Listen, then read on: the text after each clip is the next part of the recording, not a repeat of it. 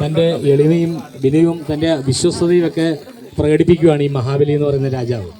അപ്പോൾ തൻ്റെ ശിരസ് നമിച്ചുകൊണ്ട് തന്നെ പാതാളത്തിലേക്ക് ചവിട്ടി താഴ്ക്കുകയാണ്. അപ്പോൾ അദ്ദേഹത്തിന് കിട്ടിയ ഒരു വരമാണ് എല്ലാ വർഷവും തൻ്റെ പ്രജകളെ, താൻ സ്നേഹിക്കുന്ന പ്രജകളെ കാണാനായിട്ട് എല്ലാ തിരുവോണ നാളിലും വന്ന് അദ്ദേഹത്തെ കാണണം എന്നുള്ളതായിരുന്നു അദ്ദേഹത്തിൻ്റെ കിട്ടിയ വരമായിരുന്നു.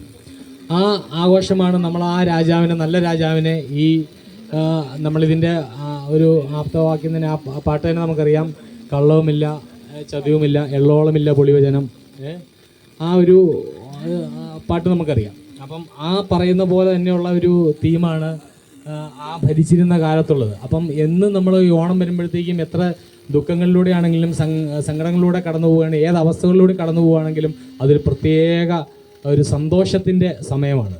അത് ഒരു സമൃദ്ധിയും സന്തോഷവും സംതൃപ്തിയും നൽകുന്നതാണ് ഈ ഓണത്തിൻ്റെ എല്ലാ ആ അവസ്ഥ. നമ്മൾ ഓണം വരുന്നു എന്ന് പറയുമ്പോൾ തന്നെ നമ്മൾ അതിനു വേണ്ടി ഇരുന്ന് പ്രിപ്പയർ ചെയ്യും.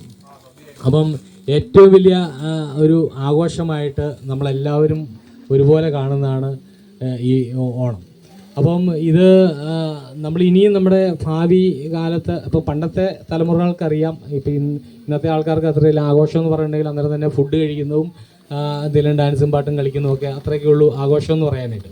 പക്ഷേ പണ്ടത്തെ നമ്മൾ അതിൻ്റെ ഒരു മാധുര്യം ശരിക്കും ആ പഴയ ഇതുപോലെ തന്നെ നമ്മൾ അനുഭവിച്ചത് നമുക്കറിയാം.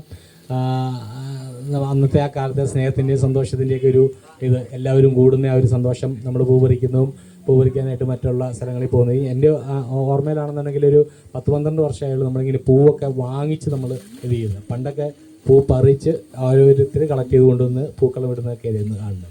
അപ്പോൾ നമുക്ക് വീണ്ടും ആ ഓണത്തിൻ്റെ ആ പഴയ കാലഘട്ടം ഒരിക്കൽ കൂടെ നമ്മുടെ ജീവിതത്തിൽ വരും എന്നുള്ളത് നമുക്ക് ആഗ്രഹിച്ചുകൊണ്ട്, ആ സ്വപ്നം കണ്ടുകൊണ്ട് നമുക്ക് ഈ ഓണം ആഘോഷിക്കാം.